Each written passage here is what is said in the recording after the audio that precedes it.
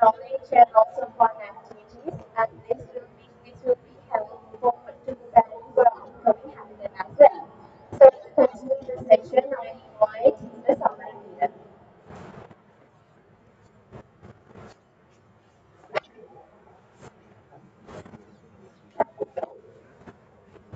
And before you guys, this is the first session of Fintech Hackathon definition. Uh, I think the next few should be session of yourself.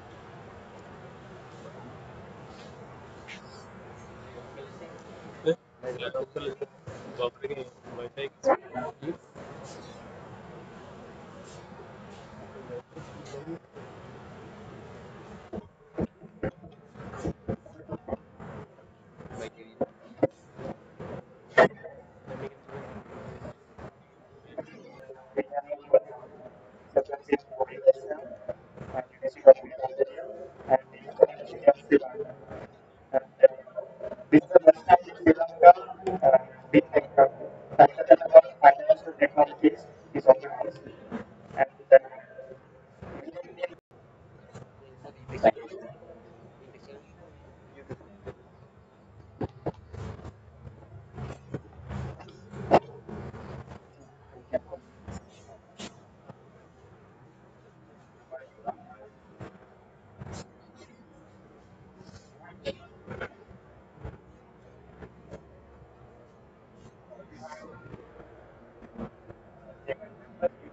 what you need. So let's say 5 years sandwich or sandwich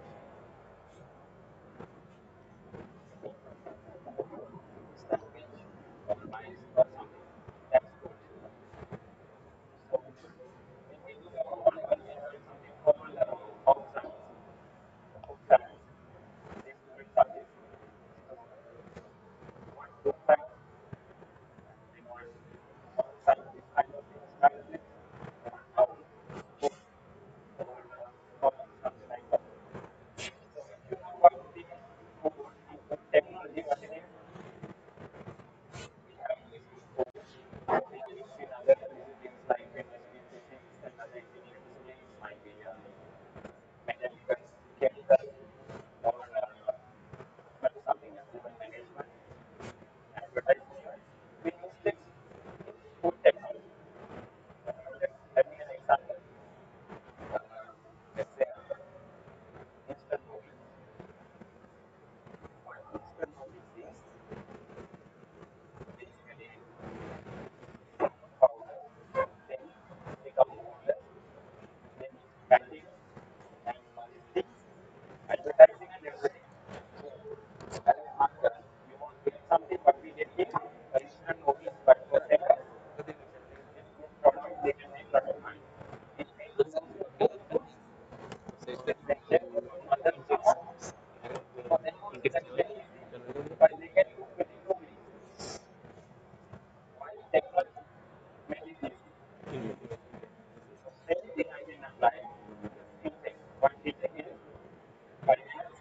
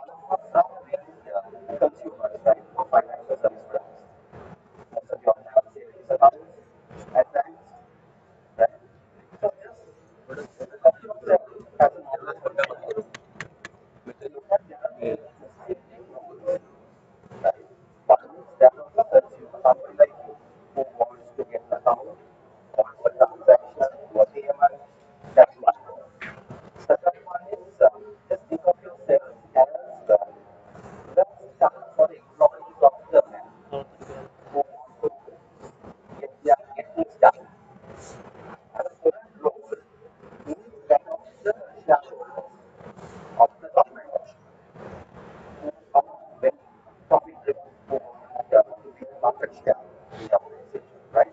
So we see objectives of these different parties. I give myself clear on that. You, as a consumer, you want something done for them.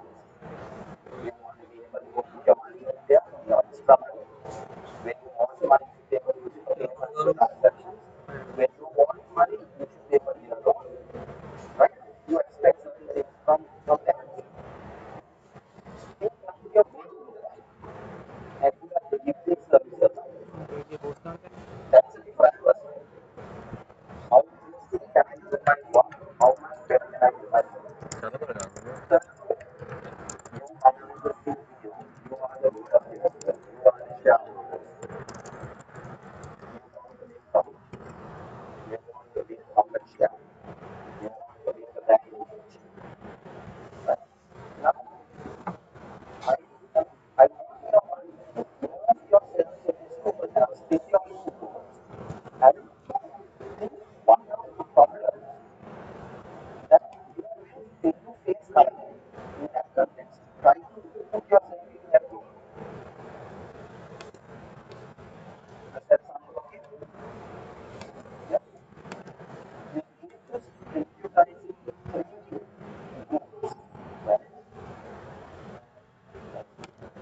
What was it, right? Maybe your control,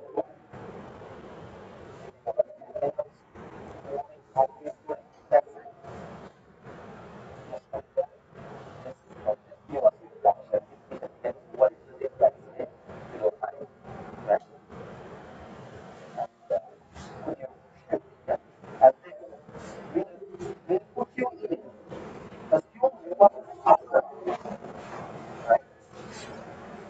Don't think of yourself as employees, right? And don't think of yourself as management, top management, shareholders, directors, CEO, principal viewers, right? Then put yourself in that situation and try to think of as many problems that you can think of.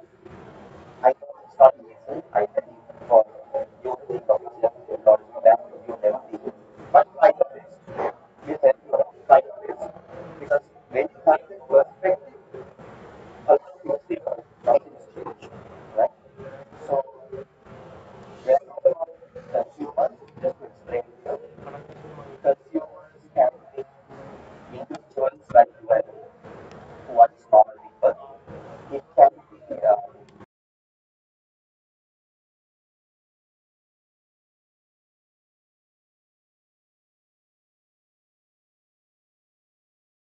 they have different needs. Yeah. So it can be anyone who knows all of those roles. Think of yourself to be them. And we give you some post-it pads. I hope you have some tips on you. Just keep putting everything in this around them. And you think of yourself just bank stuff. Bank stuff can the cash can with the cash. It can be the branch manager.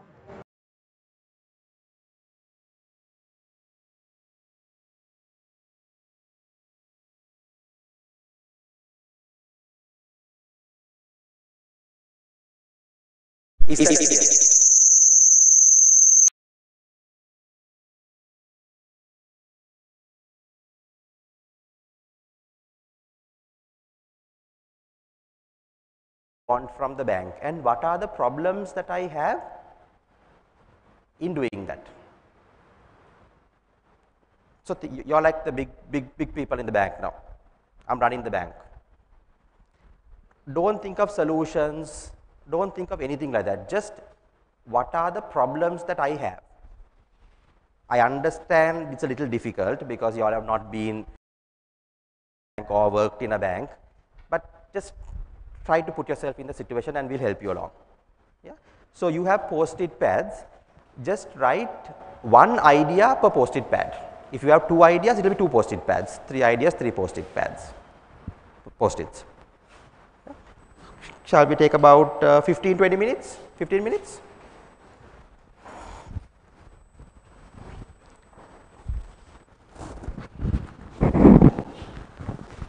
we'll walk around.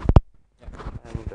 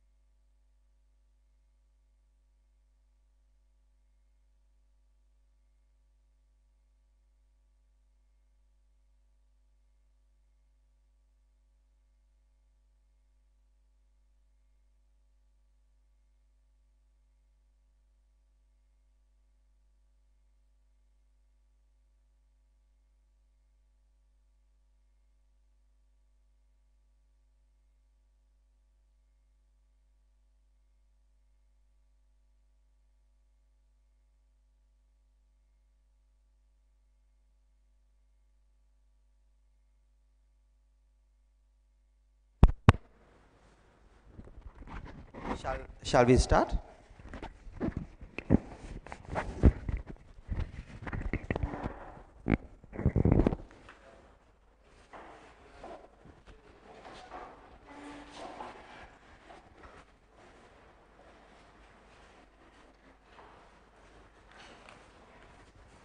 So be with your teams itself, but just turn a little bit around that you can see.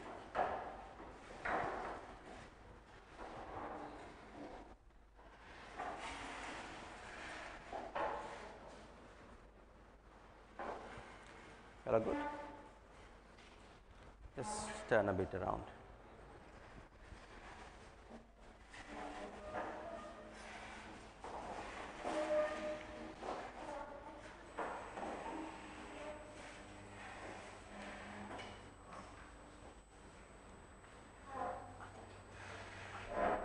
I have a question for you all first.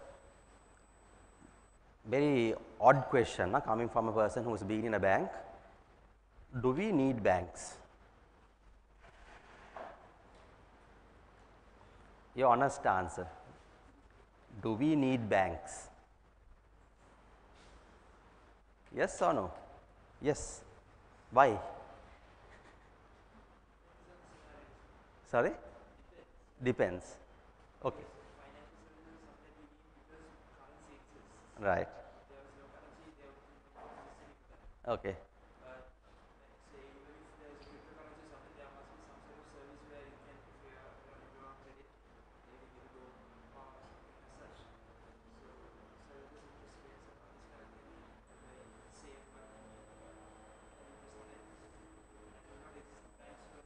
Yeah, very good, very good. So there are services that are offered by banks, right? I'll take you an example.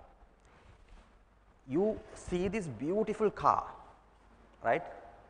And you want to buy the car, right? You don't have money to buy the car. Do you want a bank? Do you want a bank? You need finance. You need financing. You don't need a bank. You need money. You don't say, get up in the morning and see this beautiful car and say, yeah, I have to go to the bank to get this loan. The car is what you want. The bank is just there in between, a painful thing that you must do to go and get that car. You have to go to the bank.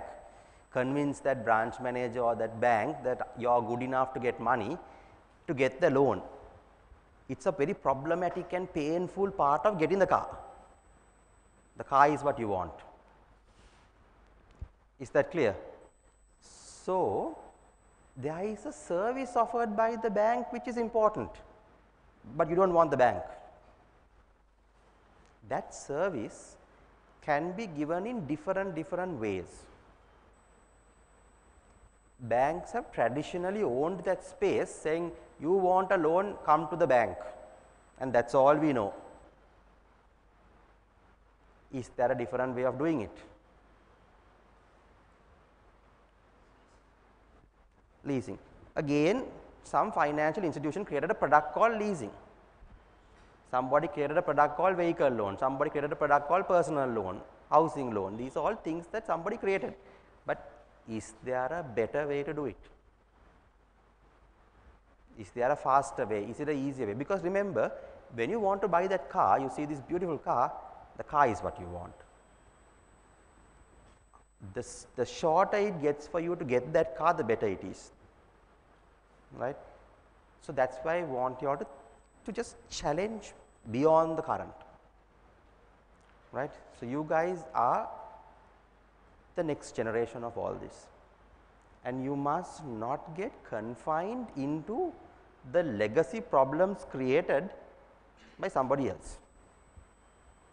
They said in an era where there was no smartphone, no technologies, no artificial intelligence, nothing, they created something which was best for that time.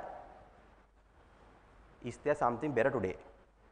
So I just wanted to keep that in your mind before we go into the actual activity. So now I want you all to come a little bit group by group to the front, please. And this exercise, there is a reason for this. Take your problem, post-it pad 1, explain to the group what is the problem as a consumer, as bank employees and as bank top management, and share it with the group and just take a post-it pad. You all post it on this door, the middle group can post it on the whiteboard, and this group can post it on this door.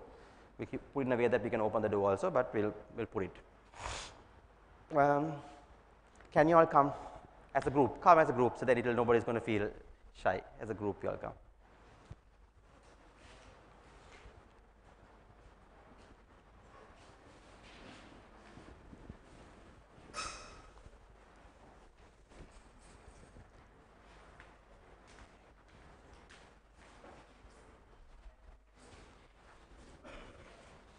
Anyway, comfortable. Huh? You can talk in Sinhalese, English, mix it up. Anything is comfortable.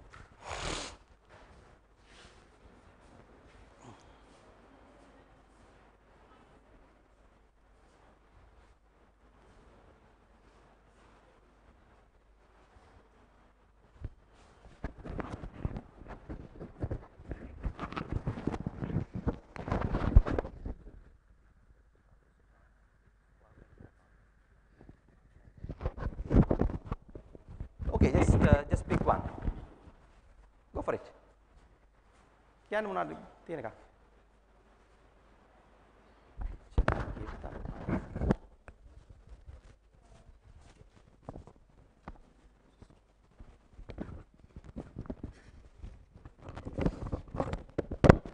Good morning, everybody.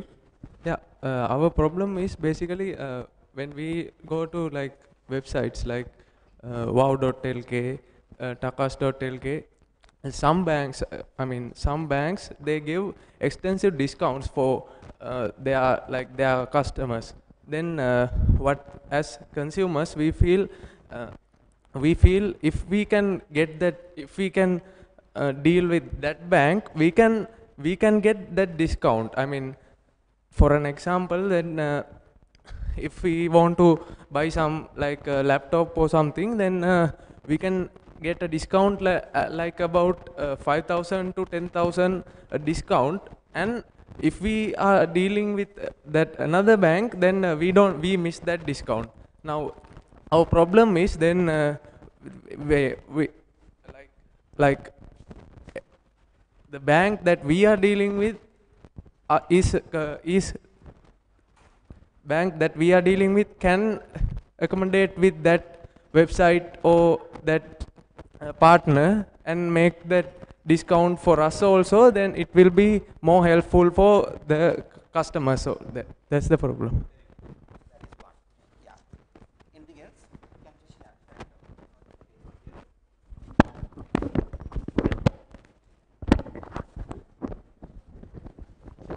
And my problem is that we're all using online galleries, online stores like eBay and Ekman.lk, such online stores. But sometimes we have to register with our debit or credit card in those websites, but most of the people do not know how to register in such websites. So I think there's not much clear procedure regarding this problem. And also sometimes when some people register with their credit card, but the sellers, the suppliers can fetch money as they can, much as they want. But when we are registered with our debit card, they can't do so. So this is a problem that I and some of my friends faced. Basically, what you're saying is there is not enough education around the process of registering to these websites like eBay or even PayPal or wherever. Awareness, yeah. So customers are not aware about it. Very good. Can you write your name also at the bottom of it and put it? Yeah, just paste it. Who's next?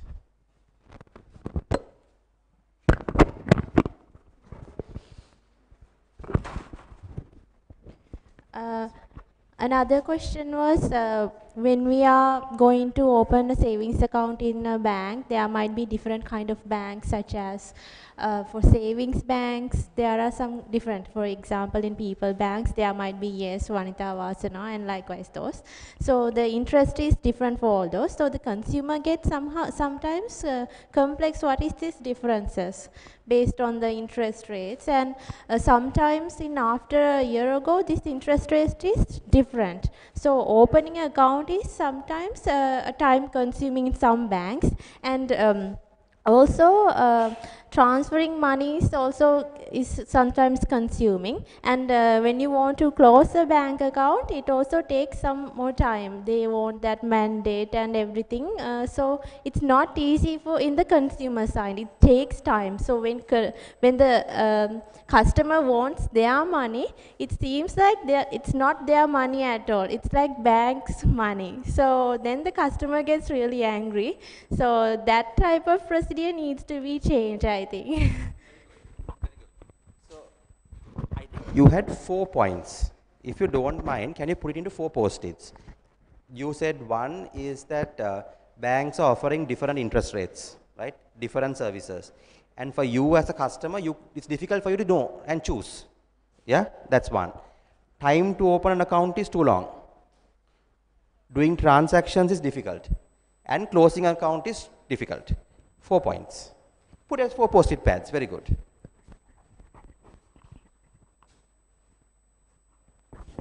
Who's next?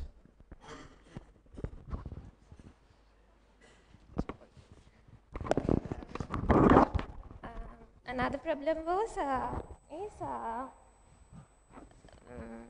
if there is a business, they have done their transactions in a trustworthy manner previously, but when the business was down, I see that the support given from the bank is less. They all try to do is recover loans from the business always. That's one problem. When a business is down, they have done their transactions in a trustworthy manner previously. But when they are down, the chance or the given from the bank side is less. So basically, banks are very good to you when you are doing well. When you are doing bad, banks don't care about you. Very good. Anything else? You got any more points? Another problem is if I suddenly be a winner of a lottery draw, I'm in a consumer side, what to do with that, from that much of a large money? Okay. I can help you with that. How to use my money in my account when I'm abroad for a visit for small days. So will you tell me 3 points and put into 3 post-its?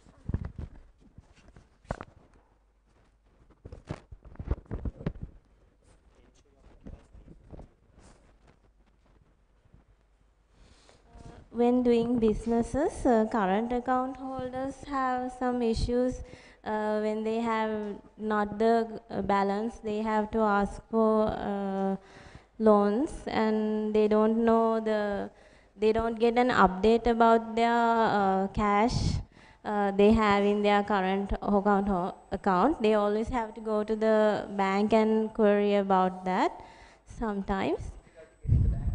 Yeah. And also, when they need a extra amount than they are in the cash in their account, they have to go to meet the manager to query about it. For small amounts. Yeah. Very good point. Yeah. Also, for normal customers, when they are when they want to take checks or cash the checks, they don't know the procedure for it. They don't know how to fill the checks. When sometimes there's a very long queue in the bank. So they would just fill it, and when they go to the cashier, they will find out that they have to refill it again. So they have to, their time will be wasted a lot. So it will be not very good for the bank because the customers will not be satisfied. So there should be a way to provide the knowledge for to fill those checks and those things. Yeah.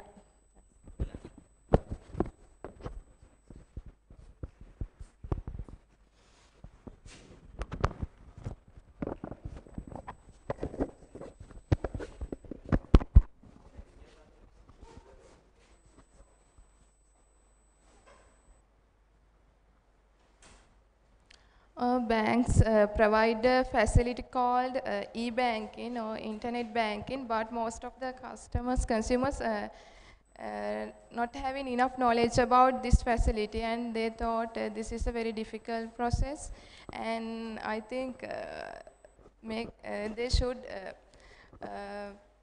banks at the bank side they should make aware their consumers about this process.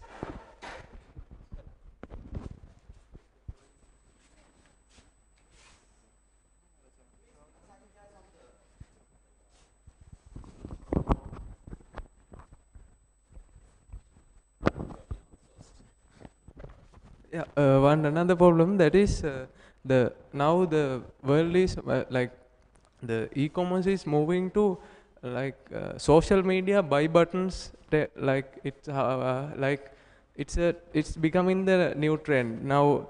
Like when we go to Facebook, we go to the website of like some way, maybe Odell, then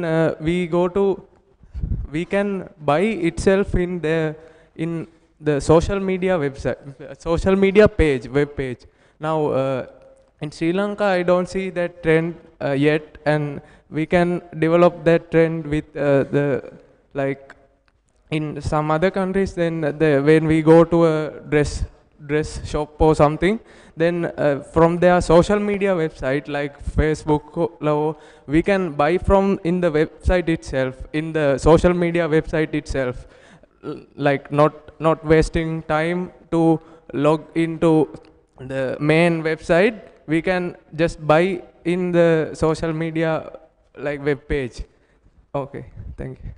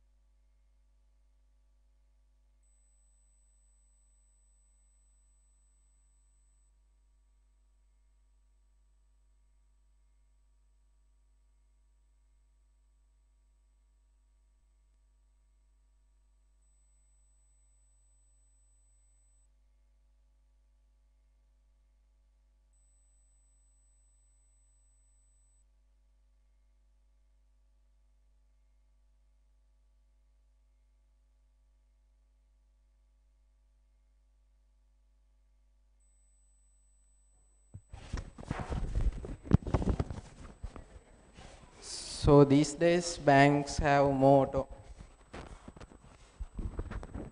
The benefit of everyone who joined, this group is going to talk about the problems they face being bank employees. Their role is as a bank employee, the problems that they face.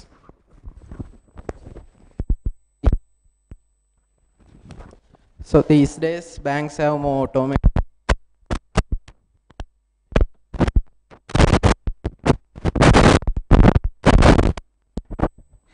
due to the bugs in those automated systems, so the bank staff had to put an extra burden to sort out those problems. So the staff get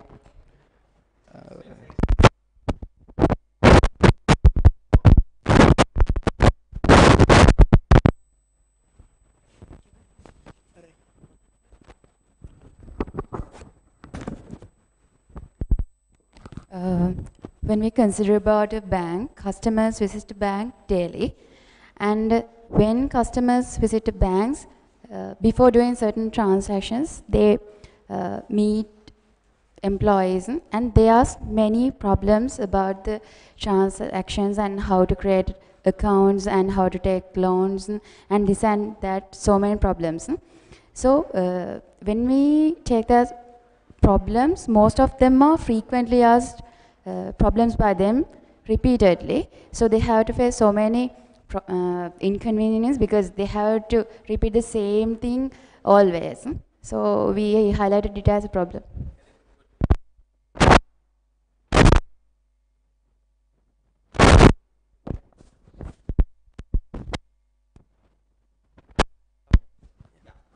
So another problem. Hello. Yeah. Another problem that we identified was the fact that you have to balance accounts at the end of the day, and it takes time and it's a tiring process. Balancing accounts. Balancing accounts. Yes. So the reconciliation of accounts with the bank is taking time.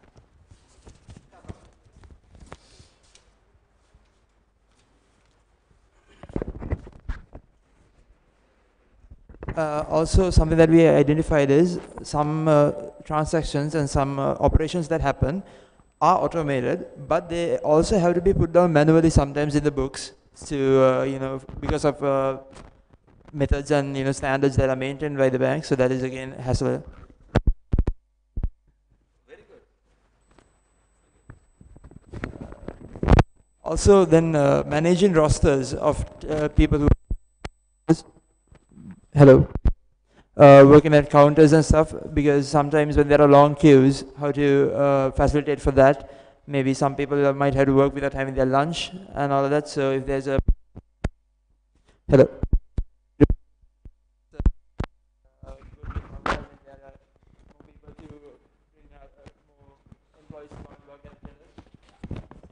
are very stressed. Yeah. And can't even have time for lunch and stuff like that. Yes, if there's like a system that can manage it. And again, a point brought by the previous group where the inefficiencies when taking overdrafts, where sometimes employees might actually cancel the request from nobody, where the manager, when the customer will talk to the manager and then get it back. So something like that will be again time consuming and hassle. Yeah, hassle, because we had to then because maybe the customer knows the manager or something like that, but the employees don't have any information about that. So you send the check back, then the bank goes to the manager, comes back, and you wait. Exactly. Yeah.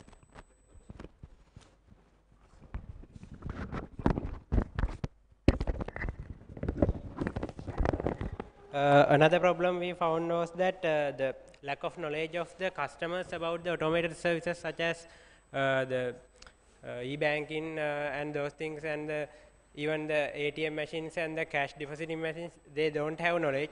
So the employees have to face problems in telling them the things.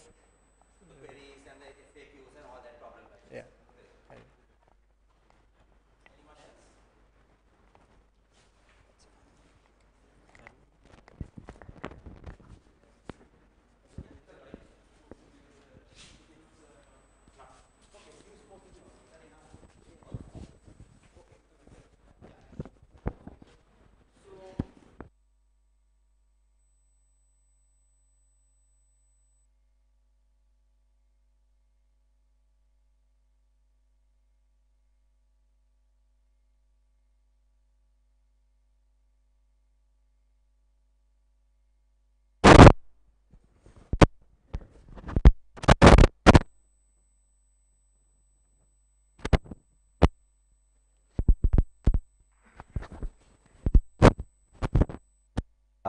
The role of the bank, right? and what are the problems that they face, being the board of directors, the CEO, the top management of the bank itself. Yeah.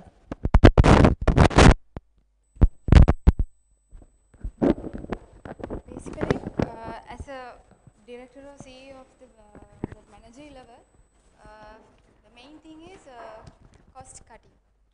So, as the employee salaries and the paperwork what we are saving, and for other innovations or other technology what we are adapting, we have to think about that cost cutting.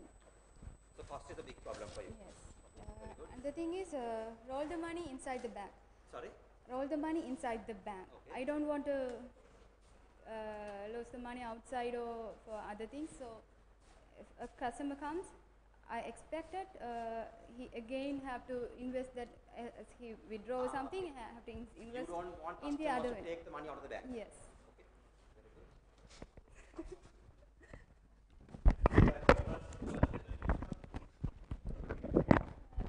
Another problem in a bank is the security of the system. It's a major problem because the security of the system should be in a strong level, because if the system was attacked, everything is gone. So that's another way.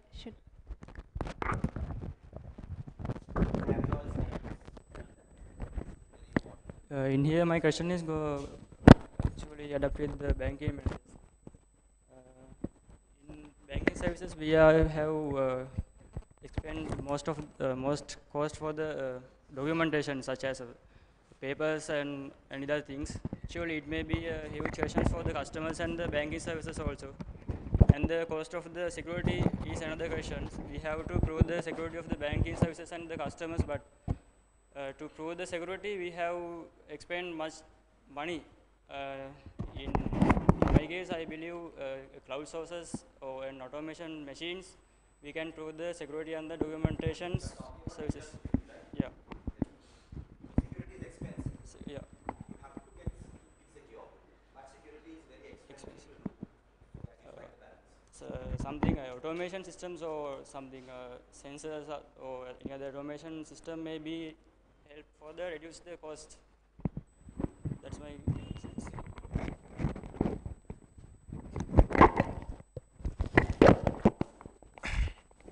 Thank you. So my problem is as a bank, the main purpose is a bank is take a loan in a customer. So my point is if we can take these loans to normal people more closely, if we can make the system for that as a top level, we don't know any technologies level. So we need to use software engineers and other people to make more secure system, more important system for this. So what you're saying is as a problem, you have not been able to give loans to as much people as you have wanted. Yes. You are not penetrated the market sufficiently. Yeah. Makes sense?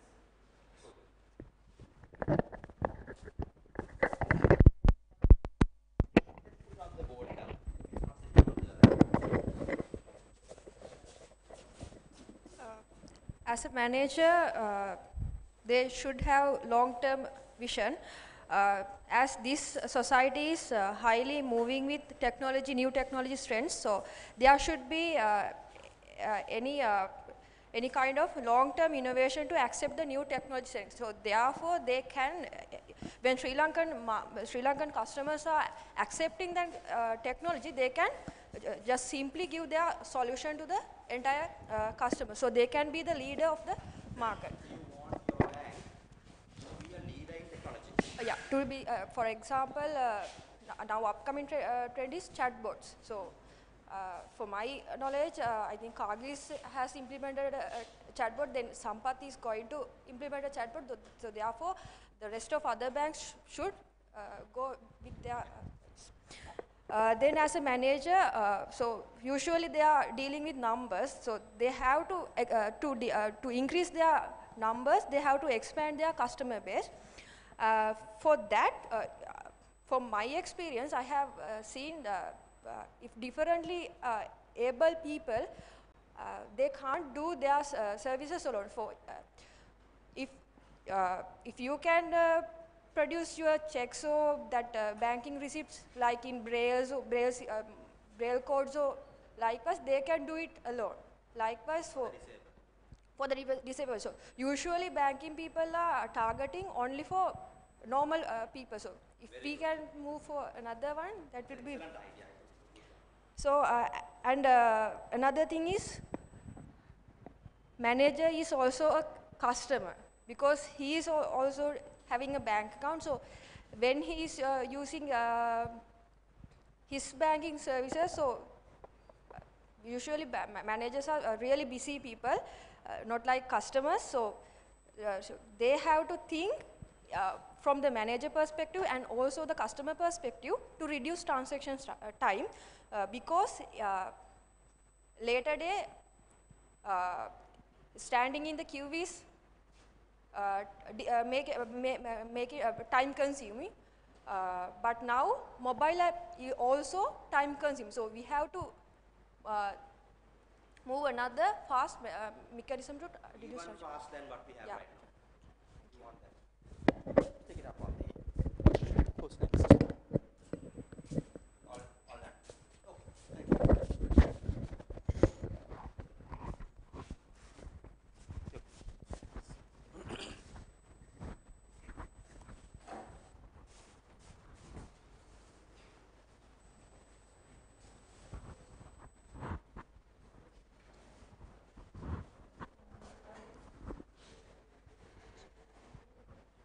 So first of all,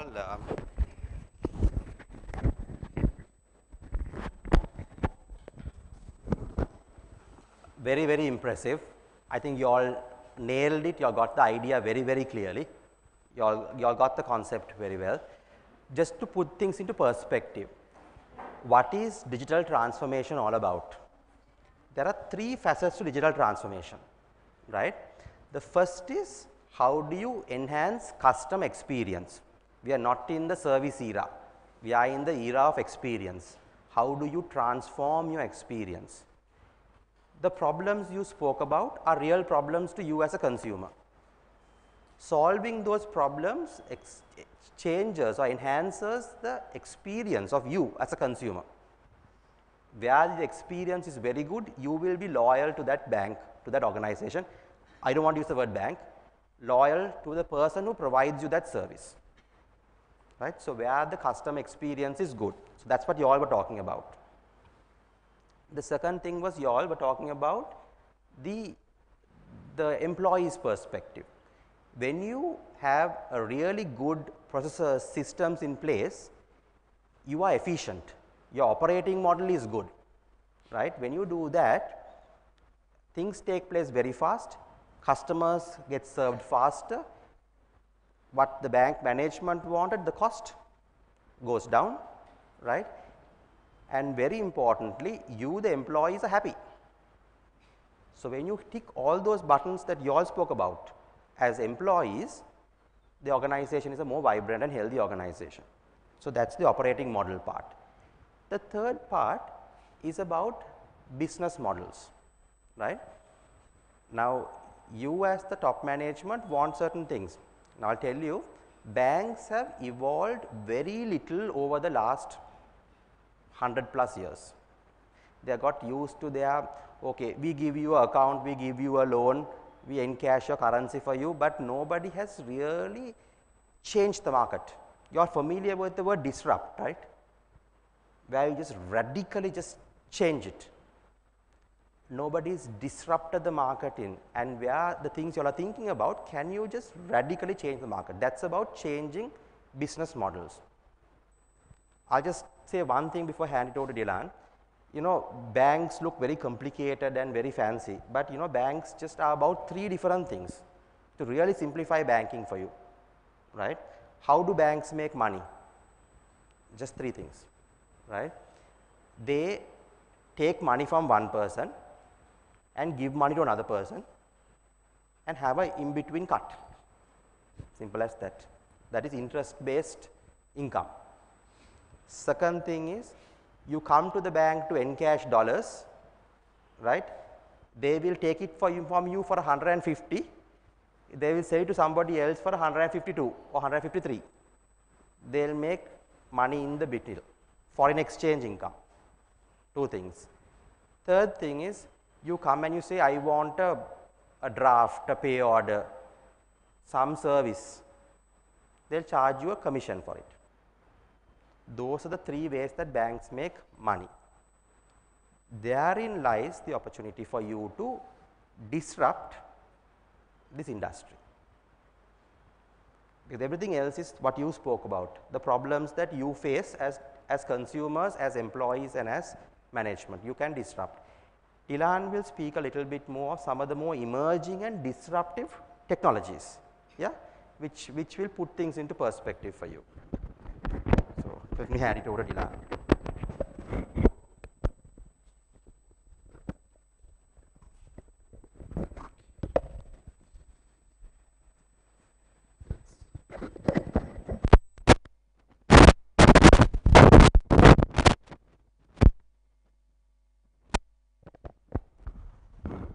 Okay, let me tell you how big is.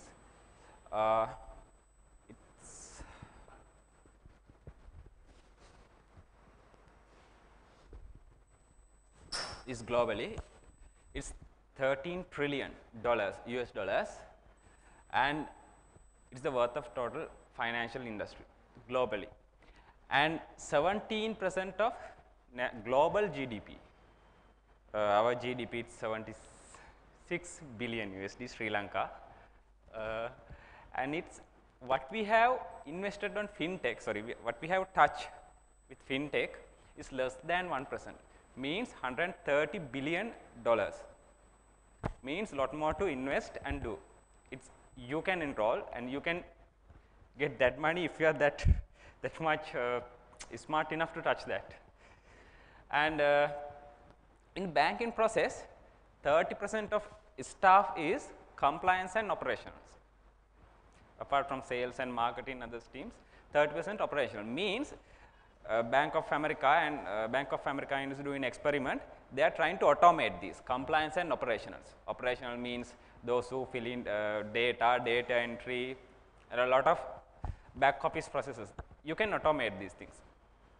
We can, but there is some accuracy, there are some stuff to be done, but they are working on that, not in Sri Lanka, other countries. And 3 billion new customers we are expecting 2020. But these customers, they don't wish to visit branch, even a desktop machine, means like laptop or PC machines. They want in a different way. And there are 12,000 fintech startups globally, and they have taken 50 billion investment within 5 years. 50 billion and 130 billion, there are some statistics we can't get in Russia and China. China alone, the government has invested 8.9 or 8.6 billion last year for fintech. So you can imagine how big it is. And you know that 130 billion, less than this global part of fintech, less than 1% of that 13 trillion, it's 130 billion USD. Our national GDP is $76 billion. If you can develop something, we can pay all our loans, national loans and everything. You can be the president even very easily. And the Time magazine says millennials means the people who born in this era, they don't expect banks or financial institutions. They want financial services from companies like Google, Amazon, PayPal, Facebook, as one you said, right? As one person said, they are expecting these services from these companies, from internet companies. They have already started, for example, even Amazon, even Alibaba, they have Alipay, Apple Pay, they have started, but they are not lending money yet. But in UK and other Europe countries, they have something called peer-to-peer lending. I'll explain later. It's ignited, now it's starting, but not here in Sri Lanka. But if you are smart enough to do something, yes, you are free and you can do something. What is this?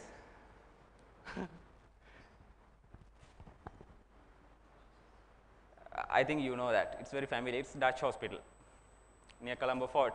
It's some time back, it's a hospital. It's a restaurant today. Things getting changed that much fast. And this, it's a restaurant, Turishish. It's also a bank, all bank. That is why the building is a bank. That is why they call it all bank. The same concept. Dutch Hospital became a restaurant complex. Though this bank became, it's also a restaurant. Why I wanted to show this is there are some technologies and communities. They are already working on that with social financing concept to develop platforms, not physical branches or buildings. You know, banking is a process. Banks are processing companies. What they do is processing. They are getting and sending, do some processes. You know, with the same as our CPU processor, central processing unit, they are getting inputs, processing. They have bus speed, same as our banks average speeds, and they are processing some data, storing somewhere, and serving some I/O devices. Same banks are processing. So I'll come to that because I have one slide regarding that. Growth of fintech in Asia. This is from KPMG. It's an audit firm, global audit firm. They have these information regarding Asia. So you can see in 2010 how they started with 23 projects, and 2016 it's 199. It's the first quarter of 2017. It's very less, but we don't have much data about 2014. We have 2016. It's rapid growth. It's 2014 to 2016. You can see how it's growing fast.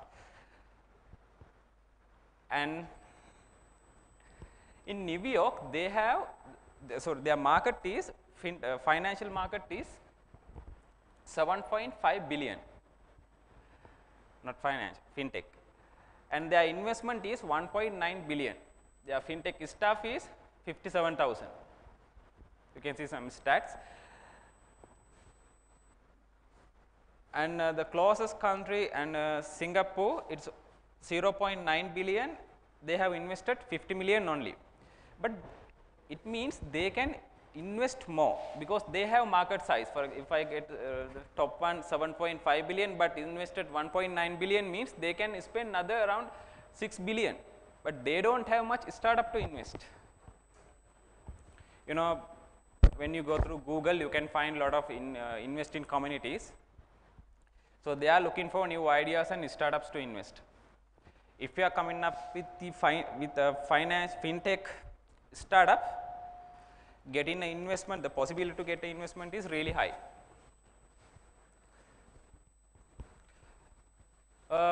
This is about Sri Lanka, how Sri Lankan financial sector is moving. Financial and insurance and reinsurance as well. We started, I don't think it's clear, is in millions, 34, sorry.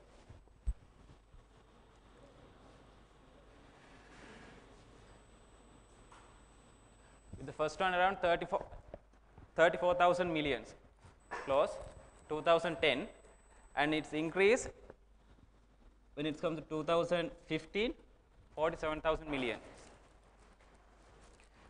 This is including insurance as well. Insurance also another part of fintech. We call it insurtech.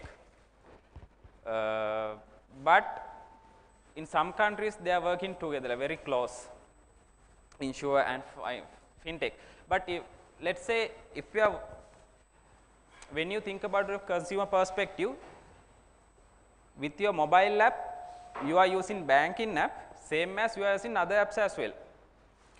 Same way you can combine insurtech with banking tech and financial tech, and you can combine telco. I am not going to mention some vendors name and other brand names. but there are some existing companies they are doing. Okay. If we want to play around Sri Lanka, this is what you have. This is from GDP. GDP is 76 billion USD in Sri Lanka.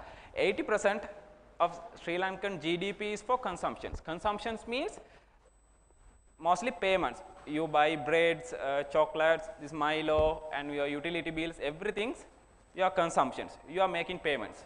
It's 80% of national GDP. In 2015, it's not big change, but investment getting down. Okay, but out of let's say if you are getting 80% of national GDP, it's also big value in USD. But don't think, okay, we will do something limited to Sri Lanka. But if you develop something related to fintech or fintech startup, you have more investors from overseas, global players. You can spread your wings around Asia, Europe, or any other countries, and there are some communities as well. I got one community from LinkedIn, and I have created another Facebook group as well, and sorry, Facebook page. I have shared some groups and communities there. I think some of you have liked it, so you can join them. But my charger is clean now. Charger. You want to transfer my laptop? No.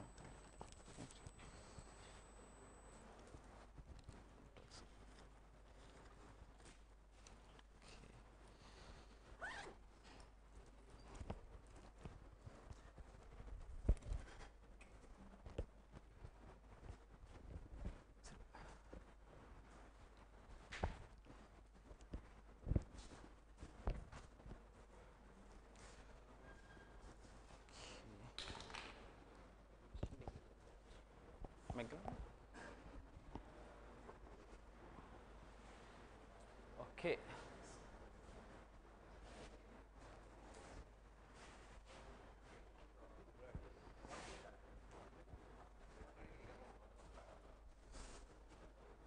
Now it's round plugs, the square plug. Huh?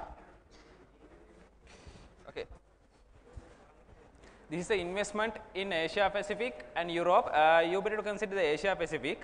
It's really small. Trust me, we don't even have Sri Lankan stats for fintech. Means it's 0th level.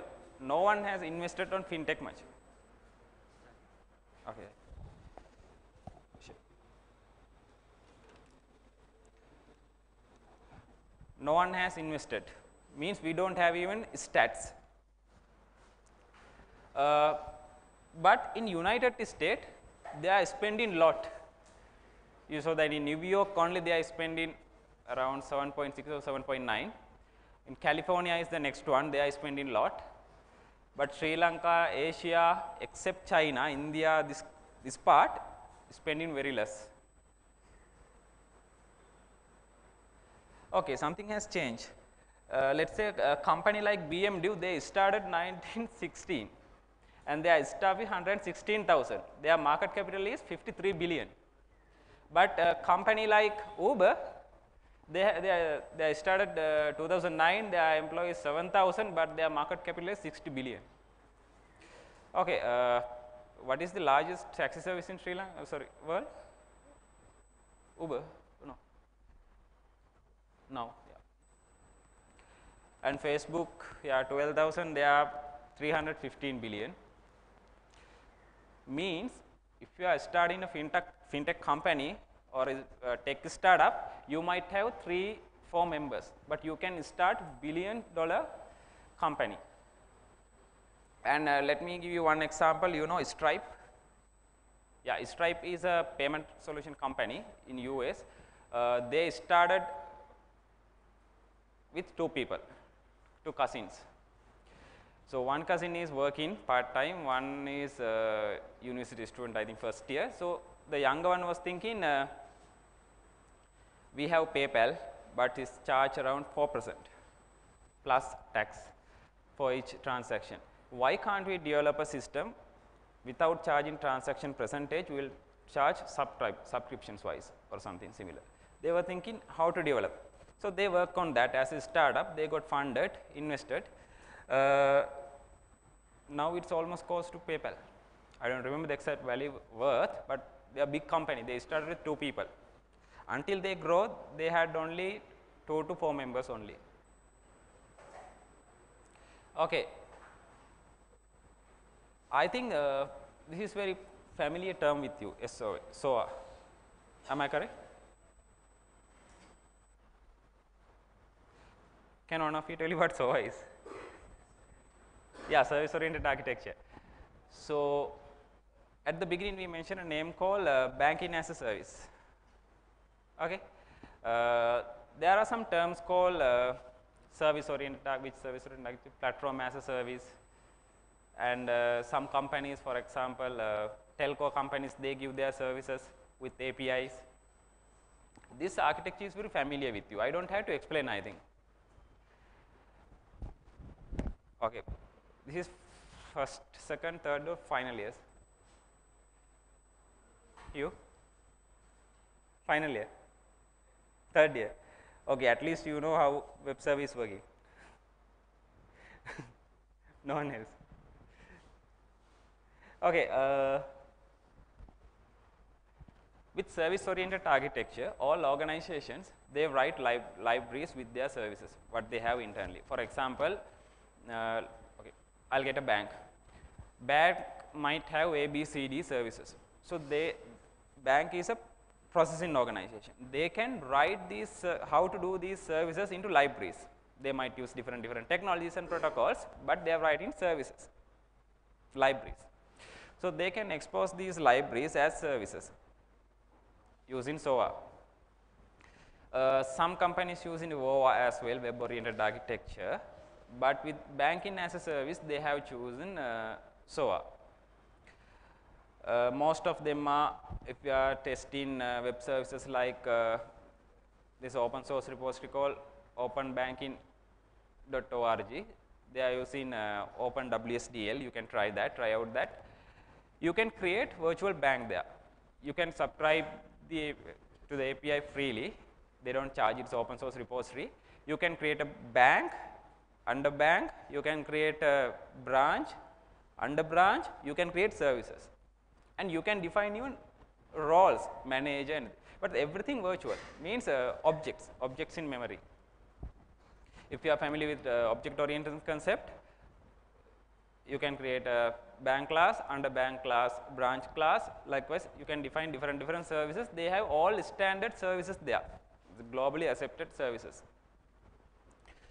It's openbanking.org. It's homework if you want to know about SOA. Okay.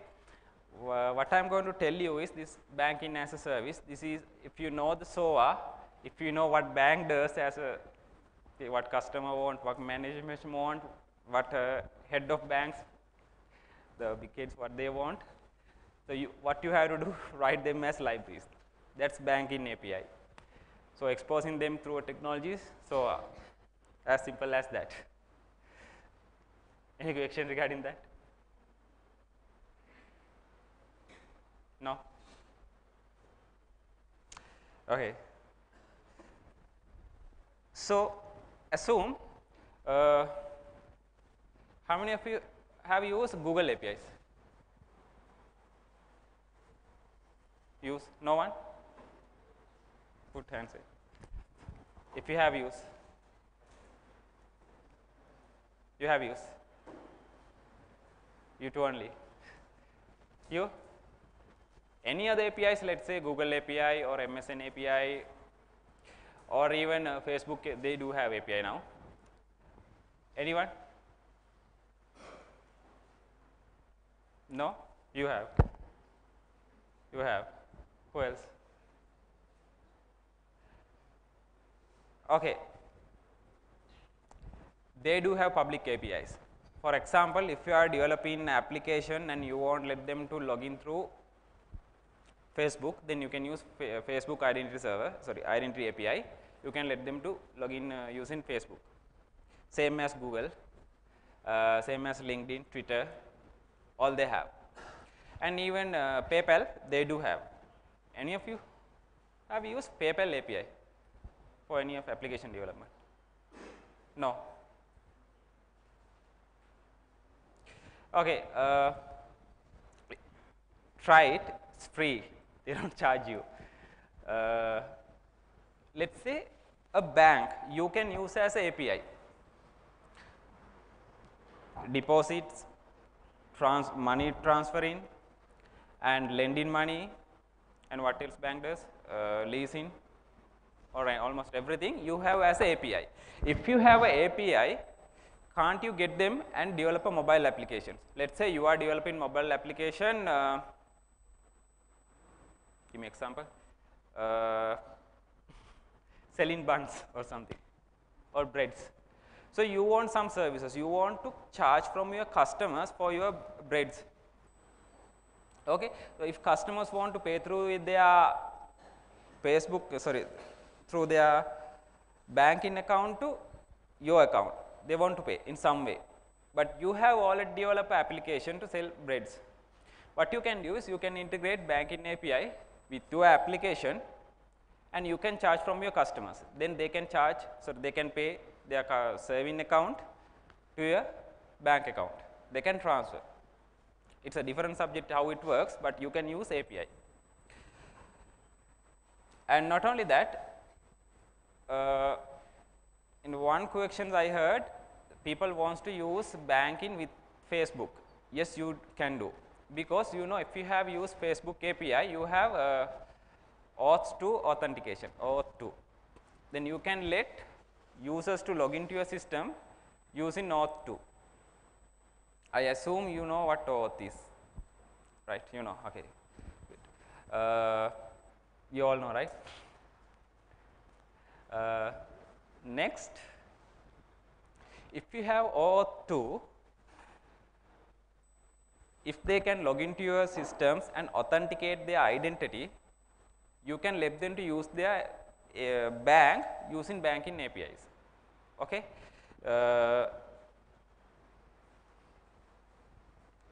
These kind of services, for example, loans, credit card, whatever, in API. If you don't know what auth is, this is very simplified diagram, activity diagram. Why I am showing this is, if we let others to use SOVA or banking as a API, whose data, who owns this data? Not developer, not bank. The customer owns this data. So customer has to authenticate, give their consent to you. I give privilege this app to use my data or use my API, use my account. So for that scenario, we use auth 2 concept. Here what happened is, if you don't know, I'll give a very simple scenario. If you are using Facebook, you can create profile photos, and they have a lot of Facebook applications and Facebook games.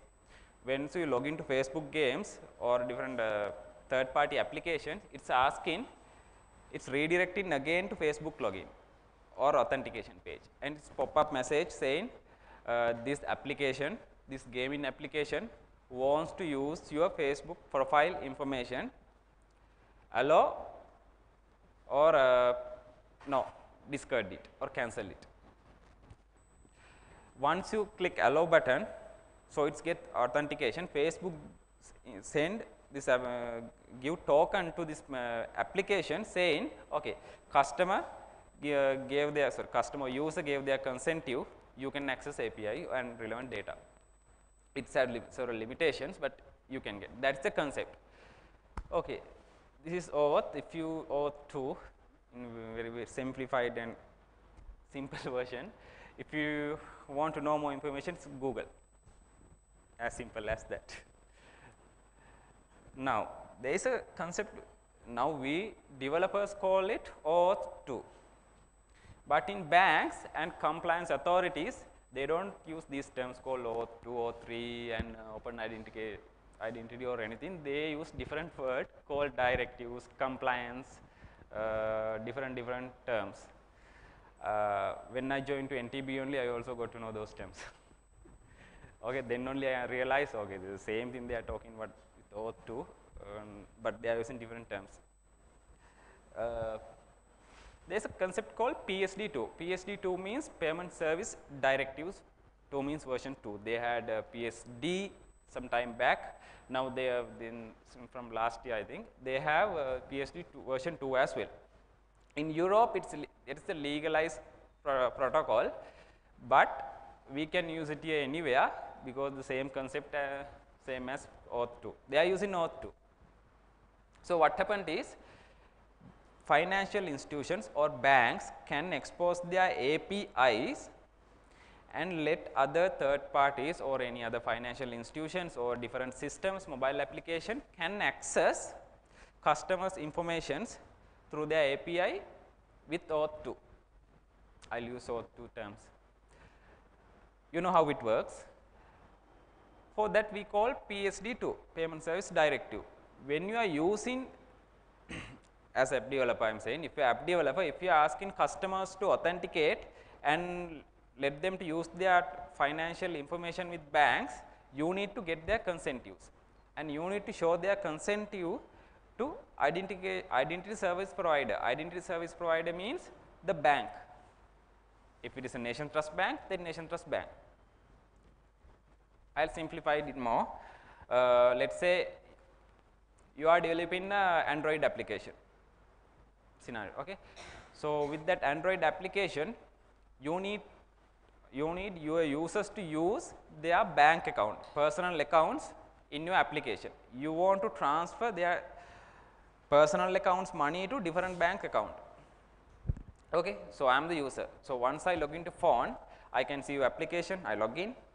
Okay. I want to transfer 5,000 rupees to one of my friend, his account from Sampath Bank. So what I do is, I have my money in my NTB. So what I do, I click pay. Once I click pay, what you do is, what your application does is, you call our NTB API. Once you call your NTB API, what it does is, it's our identity server detect your request. Then it gives an interface to authenticate the customer. Then customer has to enter their credential. Biometric authentication might be iris or fingerprint, might be username password. They have to provide their credentials and authenticate. Once you authenticate, our identity server generate access token. Then access token, you know, it has a valid period. Within that period, you can do a transaction, but it's monitoring. That is how it works. Is it clear? Yes or no? Clear? Okay. With this, when we get this PSD2 concept, PSD concept, it is not PSD2 at the beginning, 2010, it's PSD. 80% of transaction, all the transaction before PSD2 were in cash. It reduced up to 89%. Means rest done by the systems or APIs or mobile apps or something else. This is start from Europe. In 2015, it became 90%, 91% with PSD2 release because they had some legal issues with that. Then some developers, they didn't upgrade their system PSD to PSD2. And in 2018, we have more 1 year, they expect it will be around 20%. Means 80% with API banking. With banking as a service means apps, websites, other applications. Okay. When you use PSD concept, means I will use the most familiar terms, auth. When you use auth, you know how you have a challenge, how to identify the user. We can use credential or biometric or username password or whatever. But for banks, with their compliance, they do have a concept called KYC, means know your customer. The same concept what you are getting identification to your IS server. The bank also has a concept, IS server concept, but they are not using IS server, they are using a concept called KYC. Means they want to know who is this customer. If it is, if the customer is Dinesh, if I am the bank, I want to know Dinesh and where he is from, his NIC details, and what else they are getting? Yeah, all his information. Not like a CV, but some professional information. Yeah. Then once we collect those data, it's, you know, when we create a bank account, you have to fill this in a form and upload or some data into operation, save in a identity server in a bank or banking system, and do it in. But if you are thinking something, we can do something in a different way, that's also fine. You can think on that, you can innovate it. You can use biometric, but some people are already working in biometrics. And there is another concept called social financing. Social financing means in 2014, they don't expect banks. Dinesh asked, do we need banks? In 2014, you might not have banks, you might have platforms. Nation Trust Bank platform, HSBC platform, like different platforms. It's just hypothetical bank, means the API or some platform like PayPal. It lends money, connect people peer to peer, like distributed ledgers. Distributed ledgers means blockchain. I am not going to explain blockchain in detail, I do not have much time, but I will show something. There we have a concept called smart contract and DApp, these kind of thing. You can go through Google and learn, it's a lot of readings. What it happens is, we don't use centralized system, we communicate peer to peer. Each one in the network get a copy of transaction data and records. So let us say 10 people in the network, if I do a transaction A to B, all others also know what I did A to B. So if I do a fraud, if I want to change it again, I have to hack 10 other systems as well, not one system. Very brief. So I'll play this, so I think I have sound.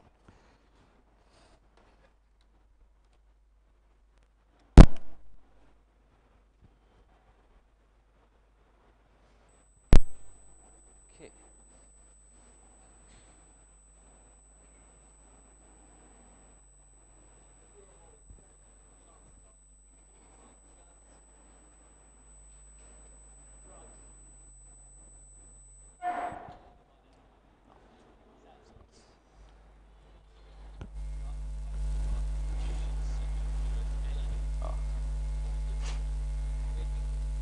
To multimedia. Disconnect and connect. Okay. Okay. Yeah. Okay.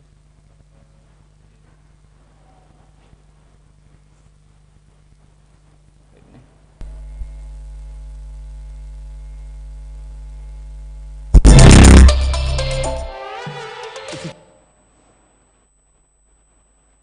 If you're a modern criminal, chances are you've used it to buy guns,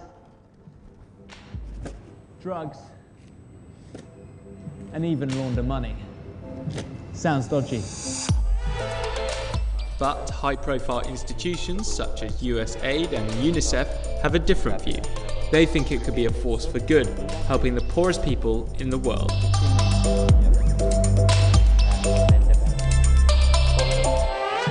It's a technology called blockchain, a global online database that anyone, anywhere, with an internet connection can use.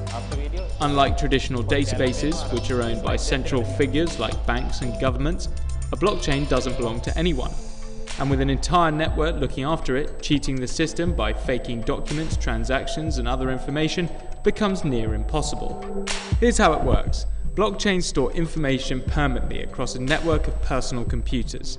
This not only decentralizes the information, but distributes it too. So how can a multi-purpose online database whose users include criminals work for everyday use? How does it stay relatively hack-proof? The answer is blockchain's millions of users. They make it difficult for any one person to take down the network, or corrupt it. The many people who run the system use their own personal computers to hold bundles of records submitted by others. The records are known as blocks. Each block has a timestamp and a link to a previous block, forming a chronological chain. It's like a giant Google Doc with one key difference. You can view it and add to it, but you can't change the information that's already there. The blockchain enforces this by using a form of math called cryptography, which means records can't be counterfeited or altered by someone else. Blockchain's most famous application is Bitcoin. It's a digital currency that is created and held electronically, and you can send it to anyone, whether you know them or not. Bitcoin provides a level of anonymity we've not seen in modern times. That's because, unlike credit cards and PayPal payments, there are no middlemen such as banks and financial institutions asking for our personal information and home address. Instead, people from all over the world move the digital money by validating other people's Bitcoin transactions, earning a small fee in the process. Where the blockchain comes in is verifying the ownership of this digital cash and making sure only one person is claiming it as their own at a time. Banks and businesses are rushing to adopt blockchain database technology. In a survey of 308 senior executives at US companies with $500 million or more in annual revenue, Deloitte found that 28% of respondents had invested $5 million or more in blockchain technology. 10% had invested $10 million or more. But why are they spending so much money? Well, to save money, of course. When this study looked into the data of 8 of the world's largest investment banks, it found that blockchain could save them between $8 and $12 billion every year. Bet that $5 million investment doesn't sound so bad now, but it's not all good news for the big players, of course. Blockchain lowers the barrier for entry into the banking industry, and that means fintech startups are popping up in pretty much every market they operate in. If banks and companies can't keep up, they're putting their own survival at risk. For the consumer, the future seems brighter with more security, less cost, and better experiences. Yet, blockchain could be the biggest game changer for the poorest in society. The technology is open to people living in low-income countries or fragile states at risk of economic collapse. Take a farmer with a small plot of land which is then flooded. The paper copy of the deeds to his land is washed away, resulting in the farmer having no proof of owning the land. Or perhaps he does have a digital copy on a government database, but it is erased, altered, or even destroyed in a political coup. If the farmer had filed that deed on a blockchain, he could have avoided all these problems. Along with speeding up the flow of cash and providing a secure place to keep records, the benefits for the poorest in society are enormous. From protecting our identities to running autonomous vehicles to managing a world that is increasingly dependent on the Internet of Things, the possibilities of blockchain technology seem endless. But whether it lives up to its promise remains to be seen.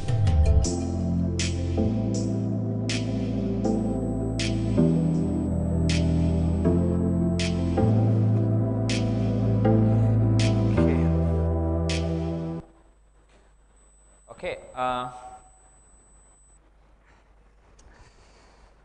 With that, not only don't think Bitcoin is blockchain or Ethereum is blockchain.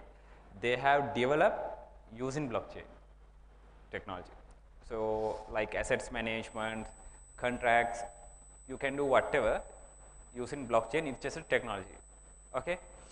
Let me give you a few startups. You can get a lot of startups from Google, fintech startups. I told you there are 12,000 startups globally. I got few of them. When you go through these startups, all these startups are using, one is machine intelligence, artificial intelligence, data mining, again, all. It's repeating. You can see the AI, big data, web intelligence, these things became a major part of it. So, without that, they can't do that. You don't have to talk AI separately from fintech. Now, it's in a DNA of fintech, the AI. That thing I want to tell you, we are running out of time, so we do have to do some activity also.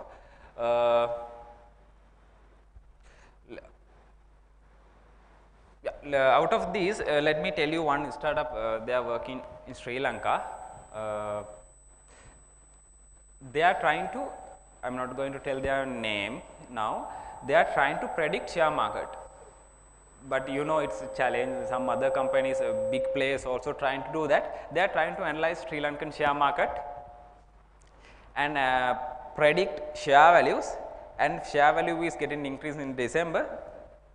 They can buy early and keep. When it's increased, they can sell it. The selling and buying part also they are trying to do automate it up some level. It's a R&D project. They are working on that. So likewise, you know, it's also data mining and big data analysis stuff. You also can work with these small projects, not as a startup, as a movement, as a hobby. You can try out that. With Sly also, they will help with these things. Yeah, we have another small, I can't say activity, yeah, it's a part of the program. We'll do that with Dinesh.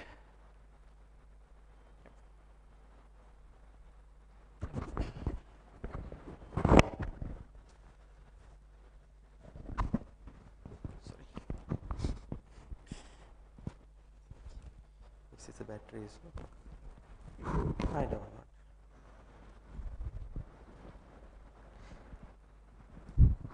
So, Dylan told me that everybody wanted to know what Fintech is, right?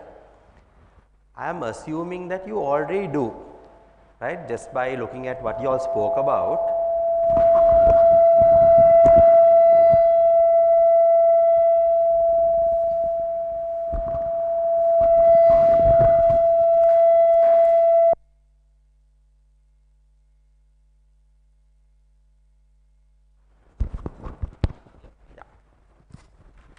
So, I am assuming that you already do know what Fintech is all about, because the examples that you all took are real problems and you already started talking about certain ideas as well.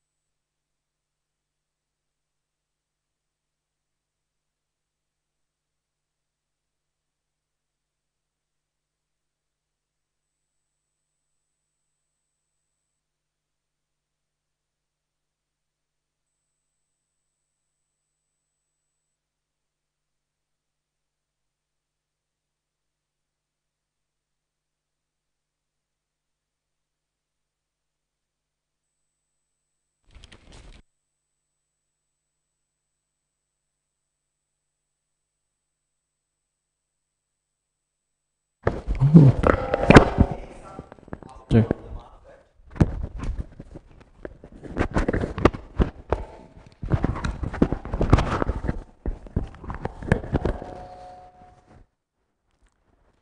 So, here is y'all's opportunity to do something completely radically different. So, take the problems that you have identified. Your problems are good. I will help you with more problems, but don't think like the way my bank is doing it. How do I solve it? No, think like, okay, you have a whole heap of technologies that you know of, right. We are talking about, I do not like the word artificial intelligence, I use the word augmented intelligence instead, right, because there is a human part of it as well for me, right. There is that with all its machine learning capabilities, blockchains taking off, right. We have the Internet of Things, right, the emergence of the digital world with our physical world. You all are living in a very, very exciting time.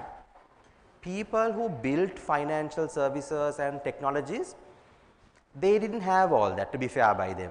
So, what they did was they did it based on what they had. Now, you have the opportunity to look at things completely different. I will take you an example. I told you banks, they take money from somebody and they give money to somebody. They will take, I am being a banker, but I will tell you, you will take money at 10% and you will give money at 15%, 16% on loans. It is a big chunk of money in between, right, millions and millions of rupees, millions. I will take an example. Who has heard of Lending Club here? Anybody has heard of Lending Club? Lending Club is a startup, I believe it is out of the States, right, out of the US. What did they do? They brought the customer who wants to put money and the guy who wants to borrow money into one social platform, right. So, the guy who wants to say you want to borrow money and he wants to give money, he can say, okay, I am willing to put money on his loan. How much does the margin go down to? He gets higher interest.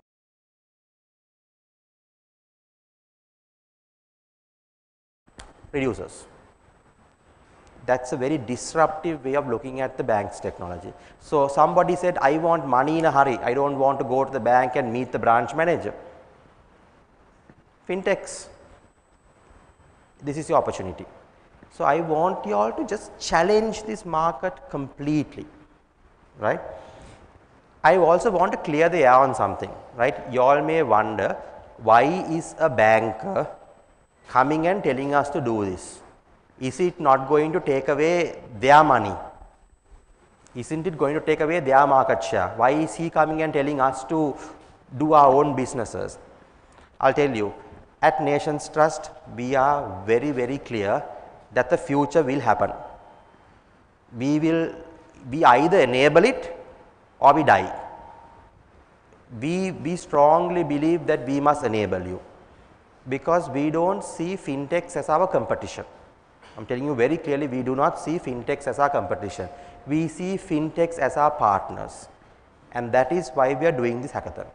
The hackathon is to find the next set of tech entrepreneurs, the fintech entrepreneurs in the country, and give you all the support to take your ideas, because Sri Lanka also needs to change from being a follower in the market.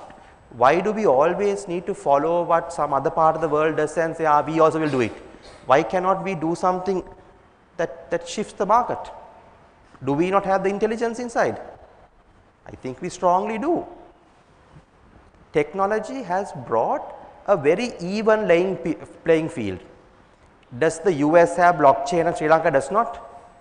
Is artificial intelligence only for Israel? No, all of us do have it. So, let us see how we can bring all these technologies together and create something that really pushes the envelope, right.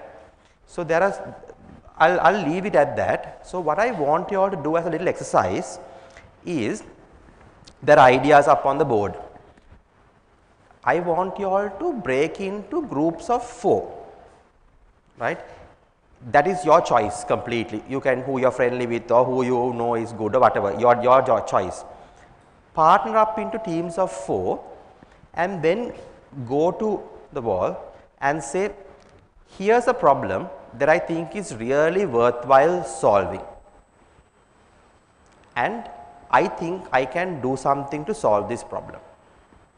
Therein lies a fintech opportunity for you, because you all felt strongly, okay, this is a problem, okay, I have to I want discounts from all my banks or only one bank. Can I have a platform that can do that for me? Maybe. Can I have a cross platform that gives me discounts across all banks? Maybe, right? Somebody said, I'm just building off your ideas, right, to give you a little bit of a perspective. Somebody said that if I want to open an account, I have to go to 5-6 banks to find out what is the better interest rate, right, and then they change the interest rate after that also. Can you create a platform that does that for you and gives you the recommendations that you don't have to do any of that hard work? Can you bring business intelligence into a platform that makes the recommendations for you?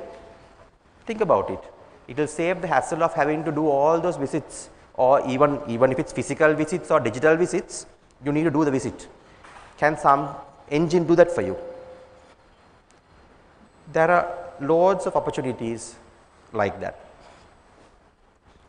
Just to give you an example, you know what's the most popular mobile banking app in the US?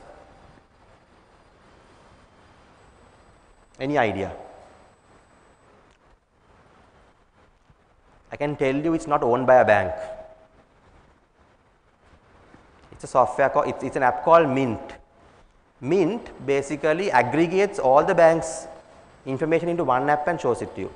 So why would I go to one bank? So if it's Citibank or Capital One or HSBC, what happens is it brings all that information into one app. Now who is going to go and log into 3 different apps anymore? They disrupted the mobile banking experience of customers. So there are loads of opportunities for you to consider. And what Dylan showed was this is a billion and trillion dollar industry, right? You don't need to know too much of arithmetic to know that even 0.1% or 0.001% of that is huge. It's huge. So getting into an industry like fintech, you don't need to capture a big part of the market share even to start with. You can capture a tiny part of the market share, you are still very, very well off, right? And the tech curve is on upward rise. Regulators are looking very seriously at how to help fintechs as well, I know that. So this is an opportunity for you all to look at. Okay, so without any further ado, can you all, I'll give you all 5 minutes or less, can you all just break into teams of 4 each? And then go pick an idea, some has fallen to the ground as well, just pick up an idea and then come back and start discussing it. Yeah, all right.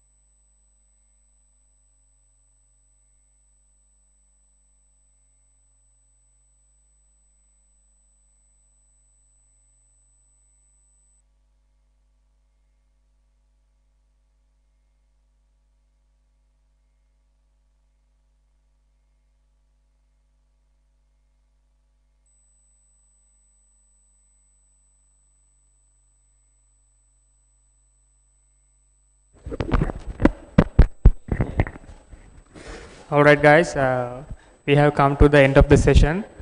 To deliver the vote of thanks, I invite Shakya, the Secretary of the Index.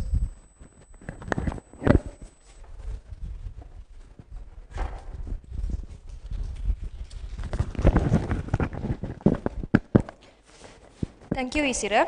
So we hope that today we established the first milestone in the FinTech Hackathon. So on the behalf of IT faculty, I would like to express my sincere gratitude to our guest, Mr. Dinesh Thomas, Chief Innovation Officer from Nation Trust Bank, and Mr. Dilan Buddhika Vijayatunga, Innovationist also from Nation Trust Bank, for the knowledge that you shared with us by dedicating your valuable time.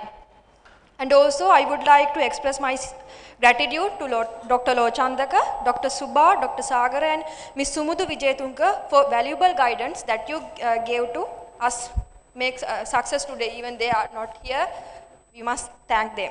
Apart from that, I would like to thank you all, the Intex members, and all the students who participate to seek new challenges and dimensions in the IT world. Thank you very much.